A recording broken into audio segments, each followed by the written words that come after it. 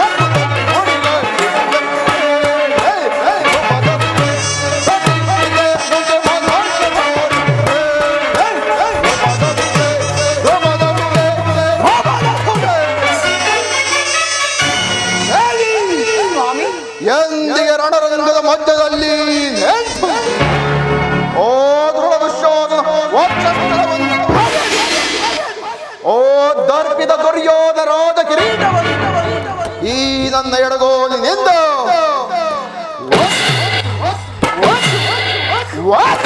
ಮಾಡಿ ಎಂದಿಗೆ ಈ ನಿನ್ನ ಬೆಚ್ಚನ ಮುಡಿಯನ್ನು ಕಟ್ಟುವೆನು ಅಂದು ನನ್ನ ಅದುವರೆಗೂ ಏ ನಿನ್ನ ಮಗಳಿಗೆ ಮಾತುಗಳು ಅನಾವಶ್ಯಕ ದೇವಿ, ಅನಾವಶ್ಯಕ. ಶಾಂತರಾಗಿರಿ.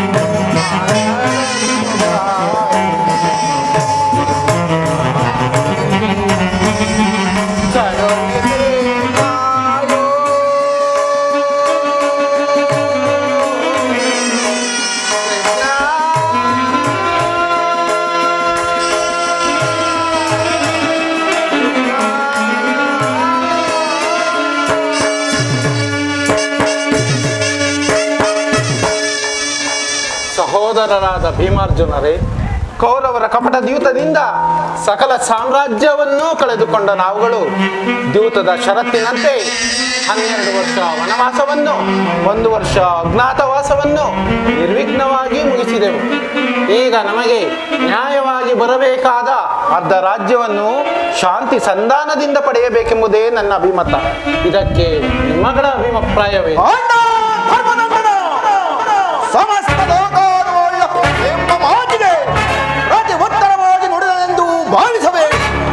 ವಂಚಕರ ಪ್ರತಿ ಸಮಸ್ಯೆಯಿಂದ ಅಲ್ಲೋಲ ಕಲ್ಲೋಲವಾದ ಈ ನನ್ನ ಮನಸ್ಥೈರ್ಯವು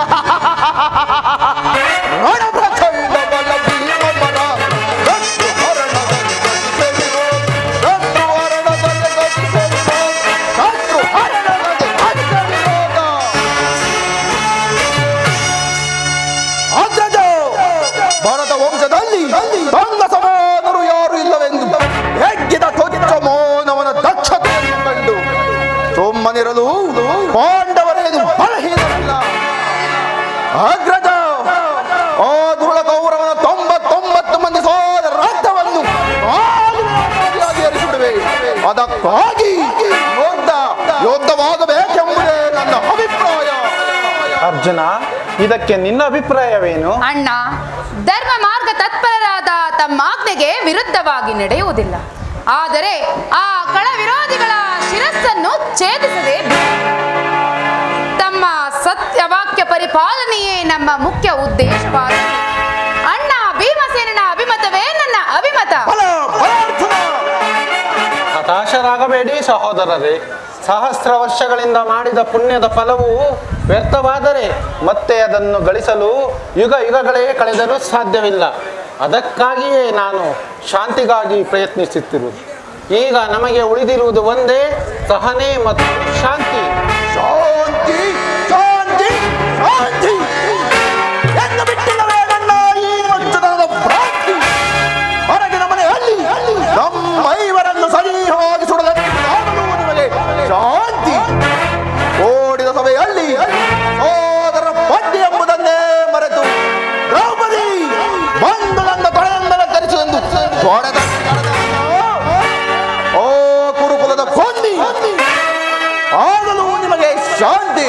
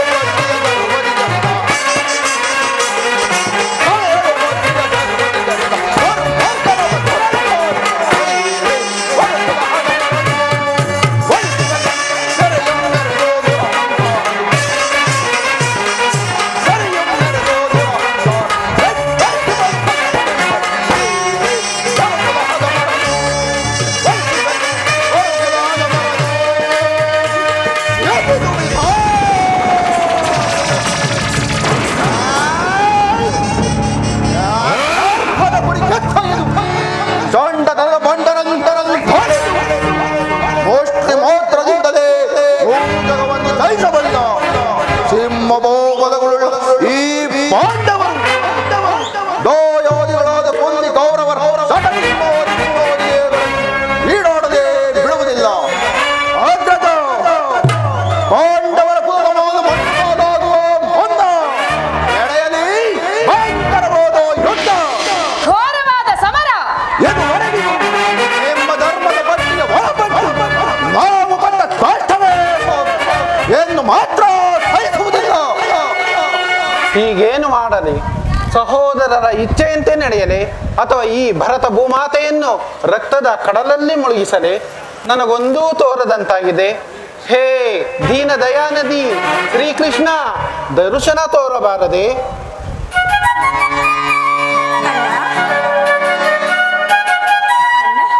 ಸಹೋದರಿ,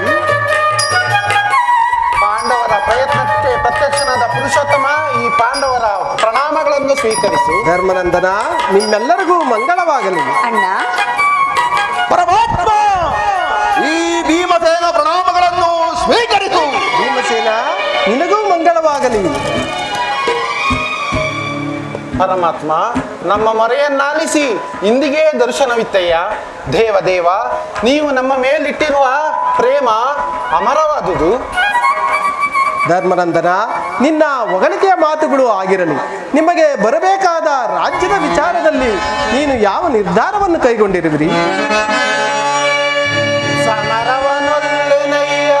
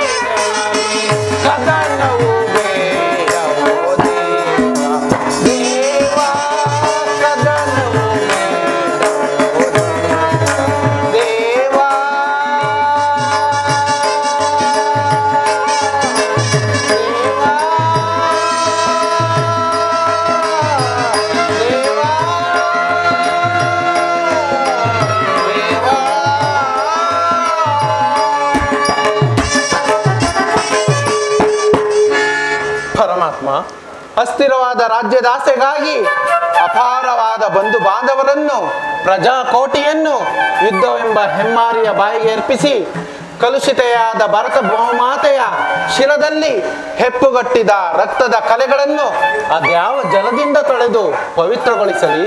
ಹೇಳು ಕೃಷ್ಣ, ನೀನೇ ಹೇಳು. ಅಂದರೆ ಉಭಯ ಪಕ್ಷದವರು ಶಾಂತಿಯಿಂದಿರುವುದು ಕ್ಷೇಮವಲ್ಲವೇ? ಅಂದರೆ ನಿನ್ನ ಮಾತಿನ ಅರ್ಥ ನೀವೇ ರಾಯಭಾರಿಯಾಗಿ ಆ ದುರ್ಯೋಧನನ ಬಳಿಗೆ ಹೋಗಿ ಶಾಂತಿ ಸಂಧಾನ ಮಾಡಿಕೊಂಡು ಬರಬೇಕೆಂದು ಕೇಳಿಕೊಳ್ಳುವೆನು. ಸತ್ಪುರುಷರ ಹೃದಯ ಮಂದಿರ ದುಷ್ಟರ ದುರಾಚಾರಗಳಿಂದ ಅಪವಿತ್ರವಾಗಬಾರದೆಂಬ ಪವಿತ್ರ ಬೋಧೆ ಇದೆ. ಆದರೇನು ಮಾಡಲಿ, ಯುದ್ಧ ನಡೆದದಲ್ಲದೆ ಬೇರೆ ವಿಧಿಯೇ ಇಲ್ಲ. ಧರ್ಮನಂದನ, ನಿನ್ನ ಅಭಿಪ್ರಾಯವೇನೋ ಧರ್ಮಸಮ್ಮತವೇ ಸರಿ. ಇದಕ್ಕೆ ನಿನ್ನ ಸಹೋದರರ ಅಭಿಮತ? ನಮ್ಮಗಳ ಅಭಿಮತ, ನಮ್ಮಗಳ ಅಭಿಮತಕ್ಕೆ ಅಗ್ಗದ ನಮ್ಮ ಗಂಡು ಧರ್ಮದ ಕಟ್ಟು ಗೌರವವಾದ ಕೋಟೆಯಂತೆ ಬಗ್ಗಿದೆ. ಅದನ್ನು ಛೇದಿಸಿ ಮುನ್ನುಗ್ಗೋಣವೆಂದರೆ ಮಾತೃ ಎಂಬ ಭಾಗ ಮಾತ್ರವಾಗಿ ಬಂದಿದೆ. ಈ ಕಾರಣವಿರಲಿ ನಮ್ಮ ಏಳಿಗಂದಕ್ಕೆ. ಭೀಮಸೇನ, ಹಾಗಾದರೆ ನೀನು ಸಂಧಿಗೆ ಸಮ್ಮತಿಸಿದ? ಅರ್ಜುನ, ಇದಕ್ಕೆ ನಿನ್ನ ಅಭಿಮತ? ಪರಮಾತ್ಮ, ಅಗ್ರಜನ ಮಾತನ್ನು ಅನುಮೋದಿಸಿ ನಮ್ಮನ್ನೇಕೆ ಸಜೀವವಾಗಿ ಕೊಲ್ಲುತ್ತಿರುವೆ? ಆದಿಯಿಂದಲೂ ಅಪಮಾನ, ಅಪಚಯ, ಅರಿಷ್ಟಗಳೇ ನಮ್ಮ ಇಷ್ಟ ದೈವಗಳಾದವು. ಆದಷ್ಟು ಬೇಗನೆ ಅವುಗಳನ್ನು ತೊಲಗಿಸೋಣವೆಂದರೆ ಅಗ್ರಜನೆಂಬ ಮಮಕಾರದ ಪಾಶವು ನಮ್ಮನ್ನು ಮುಂಬರಲು ಬಿಡುತ್ತಿರಲಿಲ್ಲ. ಛೆ, ಬಿಡಬೇಕು ನಮ್ಮ ಈ ಹೇಡಿ ಜನ್ಮವನ್ನು. ಅರ್ಜುನ, ಹಾಗಾದರೆ ನೀನು ಸಂಧಿಗೆ ಸಮ್ಮತಿಸಿದಂತೆಯೇ ಸರಿ. ಮಹಾಪರಾಕ್ರಮಶಾಲಿಗಳಾದ ಭೀಮಾರ್ಜುನರೇ ಸಂಧಿಗೆ ಸಮ್ಮತಿಸಿದ ಮೇಲೆ ಇನ್ನು ಮಹಾಮೇಧಾವಿಗಳಾದ ನಕುಲ ಸಹದೇವರು ಅಣ್ಣನ ಮಾತನ್ನು ಮೀರುವುದಂತೆ? ತಂಗಿ ನೃಪದ ನರೇಂದ್ರಿನಿ, ಏಕಮ್ಮ ಈ ರೀತಿ ಕಿನ್ನಳಾಗಿರುವೆ? ಈ ನಿನ್ನ ಪತಿಗಳ ಅಭಿಪ್ರಾಯ ನಿನಗೂ ಧರ್ಮಸಮ್ಮತ ತಾನೇ? ಅಣ್ಣ, ಮಡದಿಗಾದ ಅಪಮಾನದ ಕಡೆಗೆ ಲೇಷವೋ ಗಮನ ಕೊಡದೆ ಬಾರಿ ಬಾರಿಗೂ ಸಂಧಿಗಾಗಿಯೇ ಪ್ರಯತ್ನಿಸುತ್ತಿರುವ ಈ ನನ್ನ ಪತಿಗಳ ಅಭಿಪ್ರಾಯವನ್ನು ಧರ್ಮಸಮ್ಮತವೆಂತಲೂ ನ್ಯಾಯಸಮ್ಮತವೆಂತಲೂ ಹೇಗೆ ಹೇಳಲಿ ಜನಾರ್ದನ? ಹೇಗೆ ಹೇಳಲಿ ಜನಾರ್ದನ?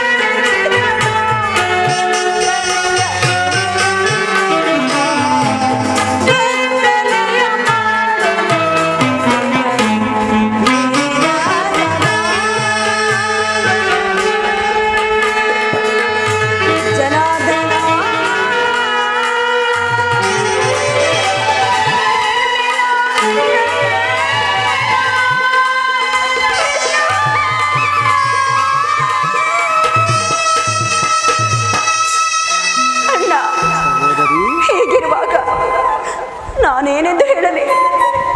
ಧರ್ಮ ಧರ್ಮವೆಂದು ಹಗಲಿರುಳು ಹಂಬಲಿಸುತ್ತ ಜೂಜಿನ ವ್ಯಾಮೋಹವು ತಲೆಗೇರಿ ಕಡೆಗೆ ಕಡೆಗೆ ಕೈ ಹಿಡಿದ ಧರ್ಮ ಪತ್ನಿಯನ್ನೇ ತೋಟ. ಧರ್ಮಪ್ರಭು ಇವರ ಅಭಿಪ್ರಾಯ ಧರ್ಮ ಸಮ್ಮತ ಹಾಗೂ ನ್ಯಾಯ ಸಮ್ಮತ. ಇವರು ಇವರು ನನ್ನ ಪತಿ. ಇನ್ನು ಭೀಮಸೇನ ಬಂಡಿ ಬಂಡಿ ಅನ್ನವನ್ನು ತಿನ್ನುತ್ತಿದ್ದ ಆ ಭಂಡ ಬಕನನ್ನೇ ಕೊಂದ ದಂಡ. ನಿಮಗೇಕೆ ಬೇಕು ಈ ಗದಾ ದಂಡ?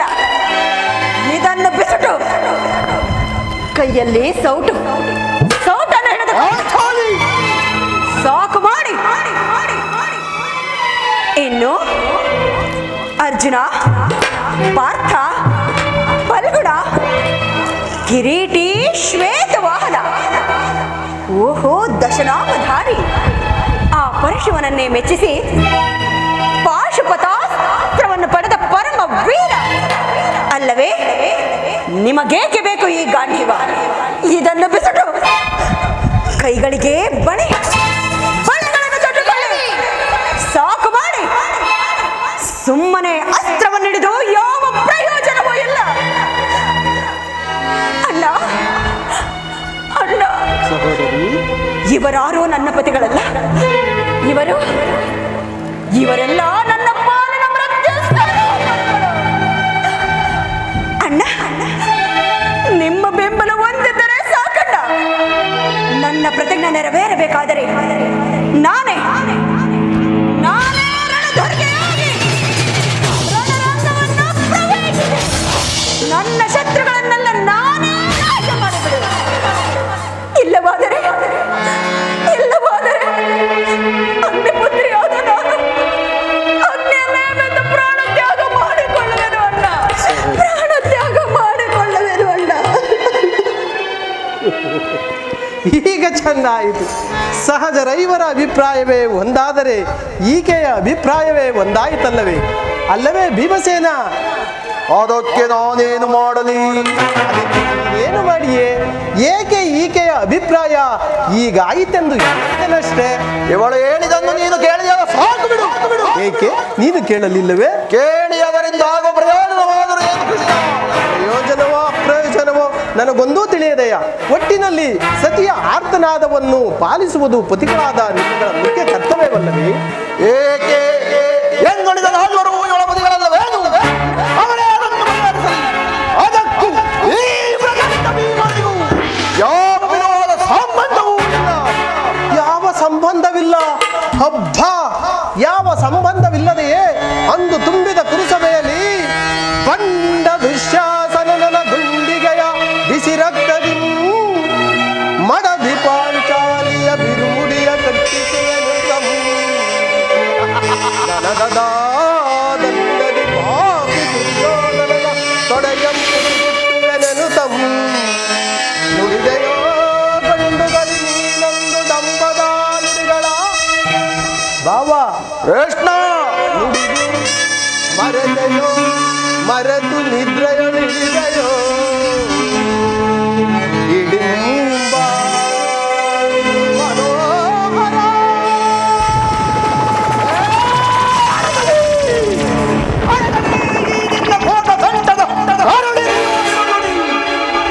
ಕಣ್ಣೀರ ಕರೆಯದಿರು ಅಲ್ಲವೇ? ಎನ್ನ ಒಂದು ಅದಿ ಕಣ್ಣೀರ ಬದಲಾಗಿ ಹಾಗೆ ಹೆಂಡತಿಯರ ಕಣ್ಣಲ್ಲಿ ಸಹಸ್ರ ಬಿಡಿ ಕಂಬಳಿಸುವೆ. ಓದದೆ ಕೌರವರ ಬೆಂಬಲವಾಗಿ ಕಾಲಕಿ ಗುರು ಸಮುದ್ರವ ಕಳೆದು ತರುವೆನು. ದುರ್ಯೋಧನ ದುಶ್ಯಾಸನ ಎಂಬ ದುಷ್ಟ ಕೀಟಗಳ ಅಳೆದು ದುಶ್ಯಾಸನನ ಹೊಡೆಗೊತ್ತಿ ಹೊರೆಯ ರೂಪದ ಸುದೆ ಕಟ್ಟಿಸಬೇಕು ಈ ನಿನ್ನ ಬೆರಮುಡಿಯ ಹೊರದಿರು ಹೃದಯ. ಓ ನರಕ ಬರ್ತದ ನನ್ನ ಅಭಿಮತ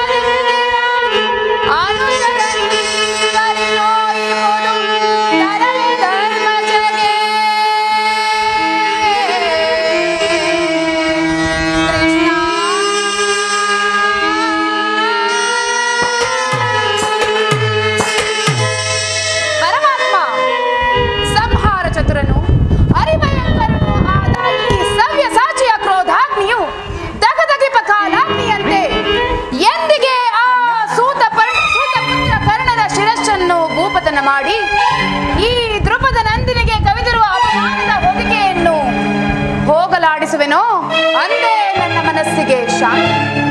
ಅದೂ ಅಲ್ಲದೆ ಈ ಹಿಂದೆ ಅಪಾರ ಕಷ್ಟ ನಷ್ಟಗಳನ್ನುಂಟು ಮಾಡಿದ ಪಾಷಾಂಡಿಗಳನ್ನೇ ಸಂಧಿಯೇ ಪಾಂಡವರ ಕೀರ್ತಿ ಪ್ರತಿಷ್ಠೆಗಳು ಆಚಂದ್ರಾರ್ಕವಾಗಿ ಉಳಿಯಬೇಕಾದರೆ ಈ ಸಂಧಿಯನ್ನು ತಿರಸ್ಕರಿಸಲೇಬೇಕು. ಯುದ್ಧವು ನಡೆದಿರಬೇಕು. ಅರ್ಜುನ ಅರ್ಜುನ ಧರ್ಮನಂದನ, ನಿನ್ನ ಸಹೋದರರು ಬಹಿರಂಗದಲ್ಲಿ ಸಂಧಿಗೆ ಸಮ್ಮತಿಸಿದರು. ಅವರ ಅಂತರಂಗದಲ್ಲಿ ಸೇಡಿನ ಜ್ವಾಲೆಯು ಹತ್ತಿ ದಗದಗನೆ ಉರಿಯಲಾರಂಭಿಸಿದೆ. ಇಂತಹ ಸಂದಿಗ್ಧ ಪರಿಸ್ಥಿತಿಯಲ್ಲಿ ನೀನು ಯಾವ ನಿರ್ಧಾರವನ್ನು ಕೈಗೊಂಡಿರುವೆ? ಪರಮಾತ್ಮ, ಇದೊಂದು ಸಾರಿಯಾದರೂ ನೀವೇ ಆ ದುರ್ಯೋಧನನ ಬಳಿಗೆ ಹೋಗಿ ಶಾಂತಿ ಸಂಧಾನ ಮಾಡಿಕೊಂಡು ಬರಬೇಕೆಂದು ಬೇಡಿಕೊಳ್ಳುವೆನು. ಧರ್ಮನಂದನ, ನಿನ್ನ ಆತ್ಮತೃಪ್ತಿಗಾದರೂ ಈ ಸಂಧಿಯ ಪ್ರಸ್ತಾಪ ನಡೆಯಲೇಬೇಕು. ಭೀಮಾರ್ಜುನರ ಕ್ರೋಧಾಗ್ನಿ ಜ್ವಾಲೆಯು ಆರಲೇಬೇಕು. ತಂಗಿ ನೃಪದ ನರೇಂದ್ರ ನಂದಿನಿಯ ಕಣ್ಣೀರ ಕಾಲುವೆಯು ಬತ್ತಿ ಹೋಗಲೇಬೇಕು. ಇದರಿಂದ ಎಲ್ಲರಿಗೂ ಸೌಖ್ಯ. ಅದಕ್ಕಾಗಿಯೇ ನಾಳಿನ ಕುರುಸಭೆ ಚಿಂತೆ ಮಾಡು ಪರಮಾತ್ಮ. ಆಗಬೇಕು.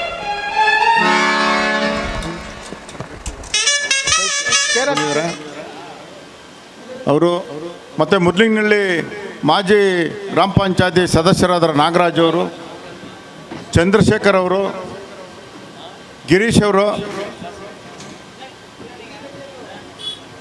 ಗಿರೀಶ್ ಮುದ್ಲಿಂಗ್ನಳ್ಳಿ,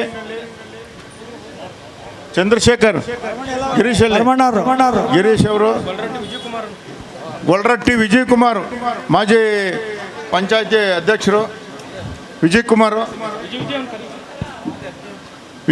ಗೊಲ್ರಟ್ಟಿ ಮಾಜಿ ಮಣ್ಯ ಗ್ರಾಮ ಪಂಚಾಯತ್ ಮಾಜಿ ಅಧ್ಯಕ್ಷರು, ದಯಮಾಡಿ ಇಲ್ಲಿ ವೇದಿಕೆ ಹತ್ರ ಬರ್ಬೇಕು.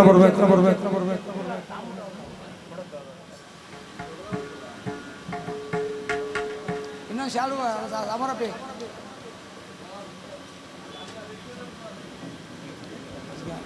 ನನಗೊಂದು ಕೊಡೋಣ. ಕೋಪಿ ಬಾಬಾ ಇಲ್ಲಿ ಈ ಕಡೆ ಇಲ್ಲೇ ಬಾ, ಮುಂದೆ ಬಾ.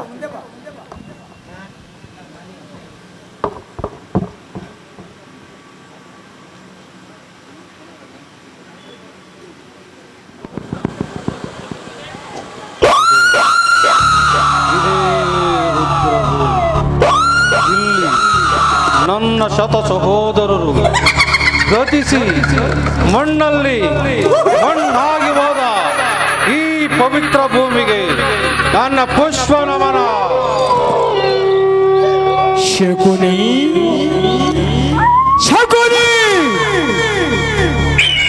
ನೀನು ಮಾಡಿದ ಶಪಥವೇನಾಯಿತು?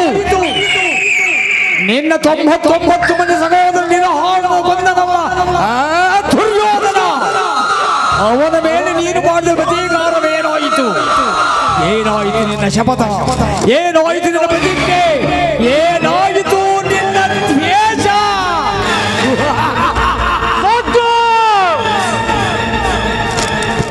ಈ ಸೌಬಲ ರಾಜಶಕುನಿಯ ಆಶ್ವಾಸನೆಯನ್ನೇ ಅಲ್ಲಗಳೆಯುತ್ತಿರುವ ಅಧಮ ಮರುಳುಗಳೇ,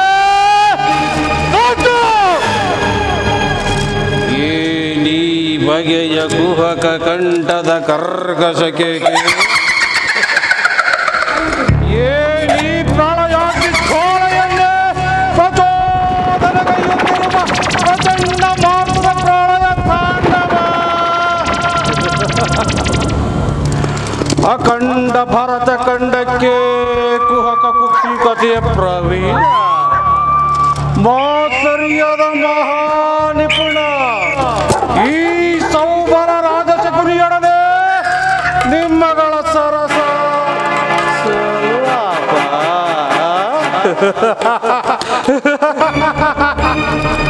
ಎಲ್ಲವೋ ದುರ್ನಿತ ದುರ್ಜಾತ ದುರ್ಗುಣ ದುರ್ಯೋಧನನೇ ಕೇಳು. ಒಂದು ನಿರಪರಾಧಿಗಳು ಗಾಂಧಾರ ವಂಶೋದ್ಧಕರಾದ ನನ್ನ 99 ಮಂದಿ ಸಹೋದರರನ್ನು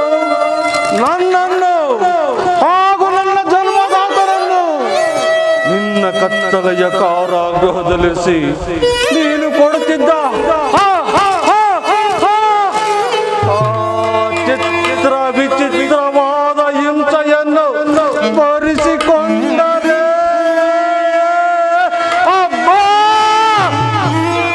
ನನ್ನ ಗುಂಡಿಗೆಯೇ ನಡುಗುತ್ತಿರುವುದು, ನನ್ನ ಕೈ ಕಾಲುಗಳು ಕಂಪಿಸುತ್ತಿರುವುದು, ನನ್ನ ರಕ್ತವು ಕದನೆ ಕುದಿಯುತ್ತಿರುವುದು.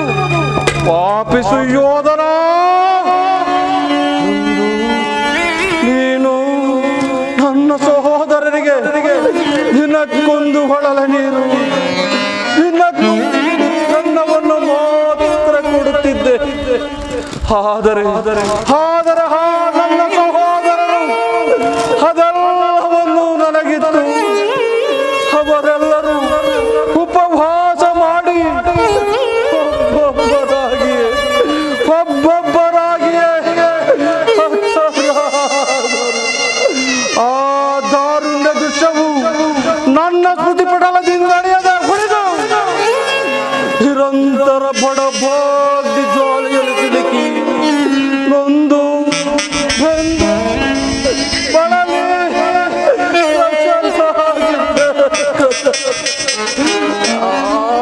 ಎಲ್ಲವ ಕೂಡ ಬೇಗನೆ ಕೇಳು.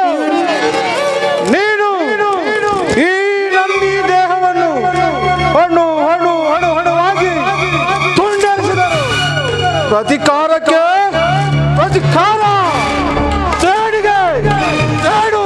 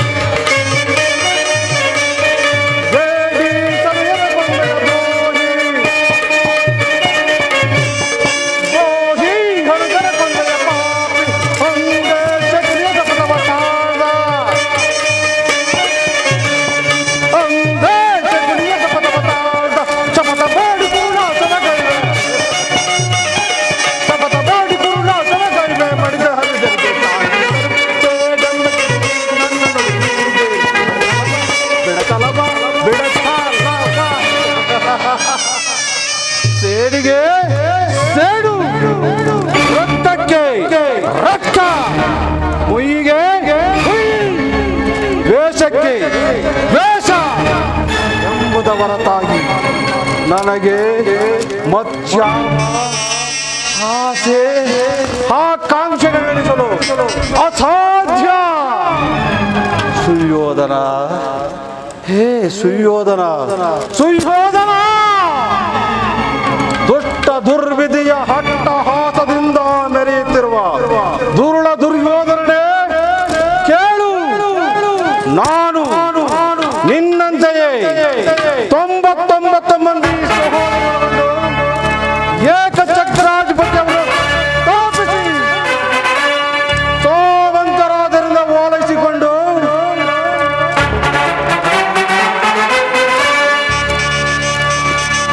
ರಾಜ್ಯಭಾರವನ್ನು ಮಾಡಬಹುದಾಯಿತು. ಆದರೆ ನನ್ನಲ್ಲಿದ್ದ ಆಸೆ ಆಕಾಂಕ್ಷೆಗಳೆಲ್ಲವೂ ಗಾಳಿ ಗೋಪುರದಂತೆ ಆದರೂ ಚಿಂತೆ ಇಲ್ಲ. ಅಂತೆಯೇ ನಿನ್ನೊಡನೆಯ ಸೇರಿ ಮುಳ್ಳಿನಿಂದಲೇ ತೆಗೆಯಬೇಕು. ವಜ್ರವನ್ನು ವಜ್ರದಿಂದಲೇ ತುಂಡರಿಸಬೇಕು. ಆದರೆ ನಿನ್ನಂತಹ ಕಪಟಿಯಾದ ಮೋಸಗಾರನನ್ನು ಮೋಸದಿಂದಲೇ ಎಂಬ ಹಿರಿಯರ ನಾನುಡಿಯಂತೆ ನಿನ್ನನ್ನು ಹಡಿಗೂ ಅಡ್ಡದಾರಿಗೆ ಎಳೆದು ರಾಜ್ಯದಲ್ಲಿ ಅಶಾಂತಿ ಎಂಬ ಗಾಳಿಯನ್ನು ಎಬ್ಬಿಸಿ ಈ ನಿನ್ನ ಕುರು ಸಾಮ್ರಾಜ್ಯವನ್ನು ಅಲ್ಲೋಲ ಕಲ್ಲೋಲ ಮಾಡಿ ಸಿಂಹಾಸನವನ್ನು ರಕ್ತದ ಕೋಡಿ ಹರಿಸುವ ತನಕ ಈ ಕಪಟ ದೂತ ವಿಜ್ಜ ವಿಶಾಲ ಈ ಶಕುನಿಗೆ ಎಲ್ಲಿಯ ಶಾಂತಿ, ಎಲ್ಲಿಯ ವಿಶ್ರಾಂತಿ? ಧಗ ಧಗ ಧಗ ಧಗ ಧಗ ಧಗ ನೆತ್ತಿದೆ ಜ್ವಾಲೆ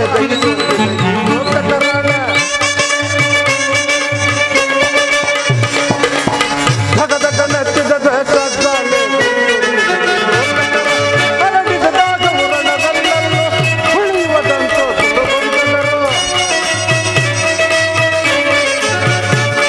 ಹರಡಿದಾಗ ಉರಣದಲ್ಲೂ ಉಳಿಯುವುದಂತೂ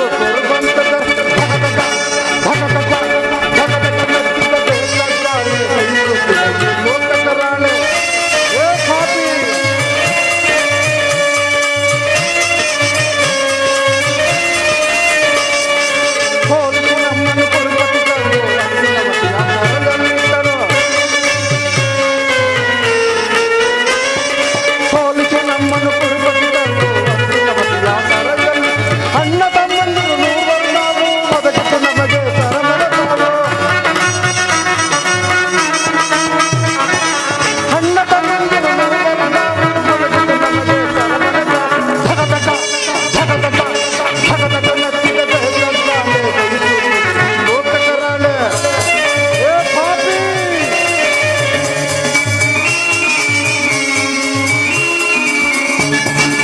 ಭೂಮರಲಪ್ಪನ ಉಳಿದಿ ಹಣ್ಣಿಗ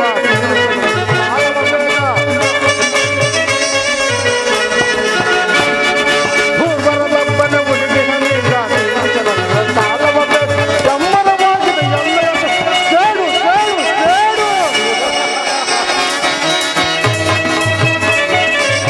ಎಮ್ಮರವಾಗಿದೆ ಎಮ್ಮೆ ಸೇಡು ಮಸಾಲ ಬೆಳೆಪಟ್ಟು ಕುರುಬಲ ಸೇಡು ಎಮ್ಮರವಾಗಿದೆ ಎಮ್ಮೆಯ ಸೇಡು ಮಸಾಲ ಬೆಳೆಪಟ್ಟು ಕುರುಬಲ ಧಗ ಧಗ ಧಗ ಧಗ ಧಗ ಧಗ ನೆತ್ತಿದ ಬೆಳಗಾಲೆ ಧಗ ಧಗ ಧಗ ಧಗ ಧಗ ಧಗ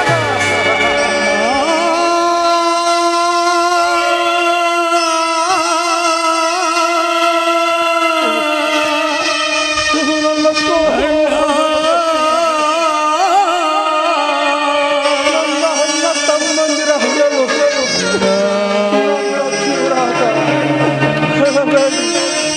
ಹೊಳಬೇಡಿ ನನ್ನ ಹಠ ಭಾಗ್ಯ ಸಹೋದರರೇ, ಹೊಳಬೇಡಿ. ದುರ್ಯೋಧನನ ಚಿನ್ನ ರುಂಡಗಳಿಂದ ನರಕದಲ್ಲಿ ನಿಮಗೆ ನಿರಾಂಗನವನ್ನು ಮಾಡಿಸುವೆನು. ಏ ಸುಯೋಧನ, ಈ ಶಕುನಿಯನ್ನು ನಿನ್ನ ಸೋದರ ಮಾವನೆಂದು ತಿಳಿದುವೇನೋ ಬೆಪ್ಪೆ. ಈತನು ನಿನ್ನ ಸೋದರ ಮಾವನಲ್ಲವೋ? ನಿನ್ನ ಮತ್ತು ನಿನ್ನ ಸೋದರಿ ವಿನಾಶಕ್ಕೆ ಎಗಲೇರಿದ ಶನಿ, ಓ ಜನ್ಮ ಶನಿ.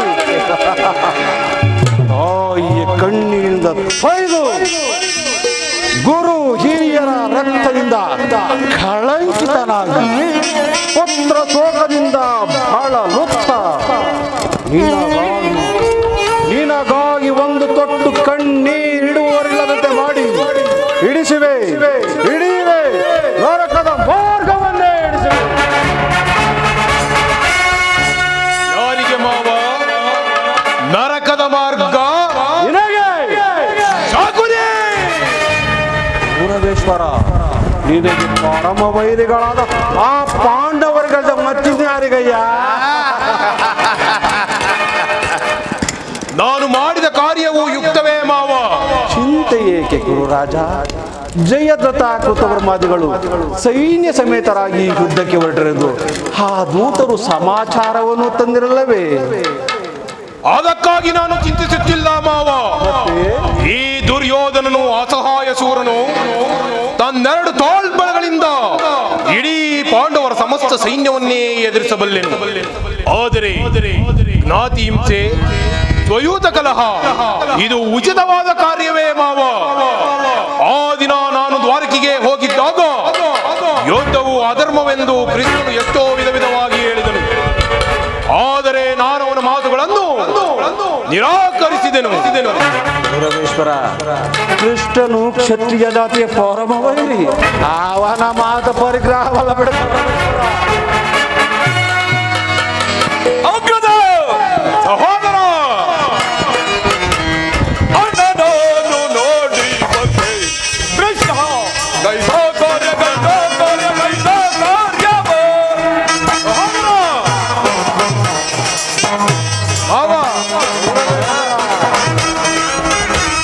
ಅಣ್ಣನನ್ನು ನೋಡಿ ಬಂದೆ. ಕೃಷ್ಣ ಗೈಸೋ ಕಾರ್ಯ ಗೈಸೋ ಕಾರ್ಯ ಗೈಸೋ ಕಾರ್ಯವ.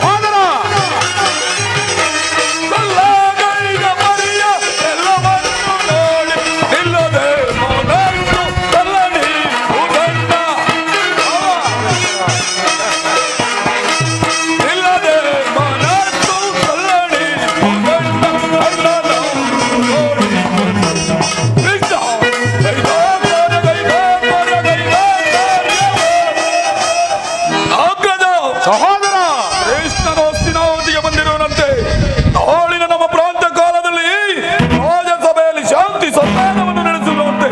ಯಾರಿಗೆ ಶಾಂತಿ, ಯಾರಿಗೆ ಸಂಧಾನ? ಏನು ಕೃಷ್ಣನು ಹಸ್ತಿನಾವತಿಗೆ ಬಂದಿರುವನೇ? ಹೌದಣ್ಣ. ಸಹೋದರ ಹೋಗು, ಅತಿಥಿ ಸತ್ಕಾರಕ್ಕೆ ಸಕಲ ಸಿದ್ಧಗಳನ್ನು ಮಾಡಿಕೋ. ಎನ್ನಲ್ಲಿ ಹೆಚ್ಚು ಸತ್ಕಾರವಣ್ಣ? ಆದರ್ಪಿತ ಗೋಪಾಲಕನು ನಮ್ಮ ರಾಜ ಪ್ರಸಾದವನ್ನು ದಾಟಿ ಆ ದರಿದ್ರನ ವಿದುರನ ಮನೆಯನ್ನು ಆಶ್ರಯಿಸುವನು. ಎಷ್ಟೊಂದು ಅವಹೇಳನವಣ್ಣ! ಇದು ಅವಹೇಳನವಲ್ಲ ಪ್ರಿಯ ಸಹೋದರ. ಯದುಪತಿಯು ಭಕ್ತರ ಪರಾಧೀನನು ಇರಬಹುದು ಎಂದು ಭಕ್ತನ ಆತಿಥ್ಯವನ್ನು ಸ್ವೀಕರಿಸಿ ನಾಳೆ ನಮ್ಮ ಮಂದಿರಕ್ಕೆ ಬರುವನು. ನೀನು ಚಿಂತಿಸಬೇಡ, ಹೋಗು ತಮ್ಮ.